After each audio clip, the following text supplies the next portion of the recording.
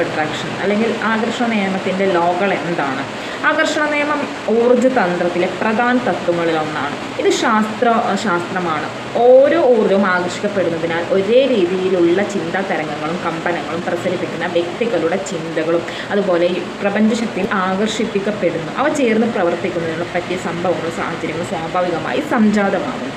ആകർഷണ നിയമത്തിൻ്റെ പ്രധാന തത്വങ്ങൾ എന്തെന്നാൽ നമുക്ക് എന്താണ് ആവശ്യമെന്ന് ആലോചിച്ച് തീരുമാനിക്കുക, എന്നിട്ടത് പ്രപഞ്ചശക്തിയോട് ചോദിക്കുക, വേണ്ട കാര്യത്തിൽ മാത്രം ചിന്തയെ കേന്ദ്രീകരിക്കുക, അതിൽ ആനന്ദം കണ്ടെത്തുക, വേണ്ടത് നമുക്ക് കിട്ടിയെന്ന് തന്നെ വിശ്വസിക്കുക, അതിനെ പൂർണ്ണമായും ഉൾക്കൊള്ളാൻ തയ്യാറായിരിക്കണം. നമ്മുടെ വിശ്വാസം കൊണ്ടും ശുഭചിന്തകൾ കൊണ്ടും പ്രപഞ്ചം അത് നമുക്ക് കൊണ്ടുവരും. ഒരിക്കൽ പോലും അശുഭ ചിന്തകൾ കൊണ്ട് അതിനെ തടയരുത്.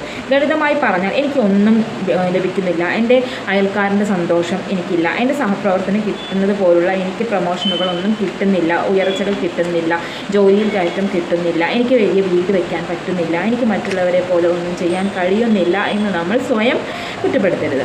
ആകർഷണ നിയമം വഴി എങ്ങനെയാണ് നമുക്ക് സക്സസ് നേടാനാവുക? ഇത് അക്ഷരാർത്ഥത്തിൽ പ്രകൃതി നിയമമാണ്. ധനവും സമൃദ്ധിയും നമുക്ക് ചുറ്റുമുണ്ട്. ഇല്ലെന്ന് കരുതുമ്പോഴാണ് നമുക്കത് കാണാൻ കഴിയാത്തത്. ഈ തത്വം പരീക്ഷിച്ച് നോക്കാവുന്നതാണ്. ആദ്യം നമുക്ക് ആവശ്യമുള്ള കാര്യത്തിൽ മാത്രം ശ്രദ്ധ കേന്ദ്രീകരിക്കുക. ഉദാഹരണമായി ഒരു കാറാണ് നമുക്ക് അല്ലെങ്കിൽ ഒരു മനോഹരമായ വീടാണ് വേണ്ടതെങ്കിൽ ഇത് ഏതാണ് വേണ്ടതെന്ന് തീരുമാനിച്ചാൽ അതിൽ മാത്രം ശ്രദ്ധ കേന്ദ്രീകരിക്കുക. ഇപ്പോഴുള്ള സമ്പത്തിന് നന്ദി പറയുക. ഒരു പ്രകാരത്തിലുമുള്ള അശുഭ ചിന്തകൾ മനസ്സിലുണ്ടാകരുത്. നമ്മുടെ ബോധ മനസ്സും ഒരേ രീതിയിലായിരിക്കണം ചിന്തിക്കേണ്ടത്. അതിന് നമുക്ക് ഉപയോഗിക്കാവുന്ന ഒരു കാര്യമാണ് മെഡിറ്റേഷൻ. ഇങ്ങനെ പല മാർഗ്ഗങ്ങളും ഇതിന് നമുക്ക് സഹായകരമാകും. നിലവിലുള്ള സകലതിനെയും ഓർത്ത് നന്ദി പറയുക. ലഭിക്കുന്നതിന് മൂല്യങ്ങൾക്കുപരി ലഭിക്കുന്നു എന്നതാണ് മുഖ്യം.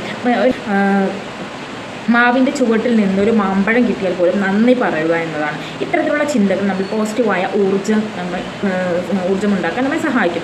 ആകർഷണ നിയമ തത്വം ലോകത്തെവിടെയും ഒരുപോലെയാണ്. ഒരു സാധാരണ ജീവിതശൈലിയിൽ നാം സ്വീകരിക്കുന്നതെങ്കിൽ സാധാരണ ചിന്തകൾ മാത്രമാണ് നമ്മൾ ഉണ്ടായിരിക്കുക. ഒരു സാധാരണ മനുഷ്യൻ ജീവിതത്തിലേറെയും സാധാരണക്കാരുമായാണ് ഇടപഴകുന്നത്. അയാൾ ജോലി ചെയ്യുന്നതും ഭക്ഷണം കഴിക്കുന്നതും വിനോദങ്ങളിൽ ഏർപ്പെടുന്നതും സാധാരണക്കാരുടെ ഒപ്പമാണ്.